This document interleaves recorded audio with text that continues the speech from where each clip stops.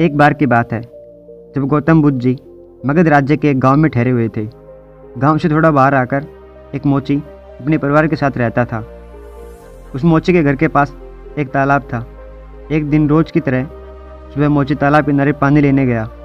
वहाँ उसने तालाब में एक बहुत ही अद्भुत पुष्प देखा। वह पुष्प देखने में बहुत ही सुंदर था और चमत्कारिक भी प्रतीत हो रहा था। मोची ने तुरंत ही अपनी पत्नी को बुलाया और वह पुष्प उसे दिखाया। मोची की पत्नी आध्यात्मिक और धर्म में आस्था रखने वाली थी। वह पुष्प को देखते ही समझ गई कि जरूर कल यहाँ से गौतम बुद्ध जी गुजरे होंगे। उन्हीं के प्रताप से यह पुष्प खिला है। पुष्प को चमत्कारिक मानकर मोची ने एक योजना बनाई। उसने अपनी योजना के बारे में पत्नी को बताया कि वह इस पुष्प को राजा को देगा और उनसे खूब सारी स्वर्ण मुद्राएं लेगा। उसकी पत्नी ने भी सोचा कि यह पुष्प उनके किसी काम का नहीं है, इसे राजा को ही दे दो, कम से कम कुछ कमाई तो होगी। पत्नी की सहमति के बाद मोची राजमहल की ओर निकल गया। राजमहल के रास्ते में उसे एक व्यापारी मिलता है। मोची के हाथ में पुष्प देखकर वह रुक जाता है। वह मोची से पूछता है कि भाई ये पुष्प लेकर तुम कहाँ जा रहे हो।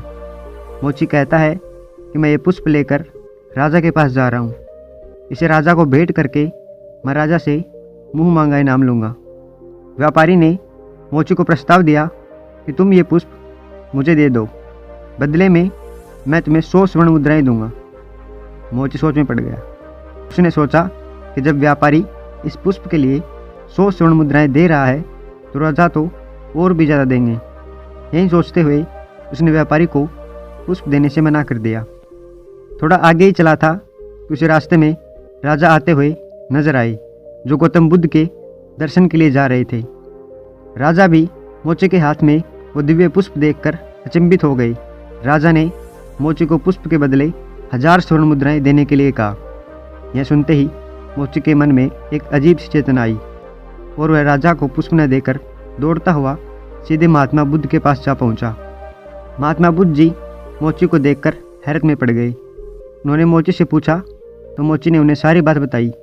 इसके बाद मोची ने वह पुष्प महात्मा गौतम बुद्ध के चरणों में अर्पित किया और उनसे कहा कि पहले तो मेरे मन में पुष्प को देखकर लालच आ गया था, लेकिन अब मैं समझ गया हूँ कि जिसकी छाया पड़ने से ही एक पुष्प इतना दिव्य हो गया हो, अगर उसकी शरण में मैं चला जाऊँ तो मेरा जीवन भी धन्य हो जाएगा। इसके बाद वह आजीवन महात्मा गौतम बुद्ध का शिष्य बनकर रहा। इस कहानी से हमें यह सीख मिलती है कि हमारी ज़िंदगी में हमें बहुत सी चीज़ें अपनी तरफ आकर्षित करती हैं, लेकिन हमें उनके लालच में न आकर अपने ज्ञान का प्रयोग करके जीवन में सही राह को चुनना चाहिए। अगर कहानी अच्छी लगी हो तो अपने दोस्तों के साथ ज़रूर शेयर करें और चैनल को सब्सक्राइब करना ना भूलें। सदैव प्रसन्न रहिए।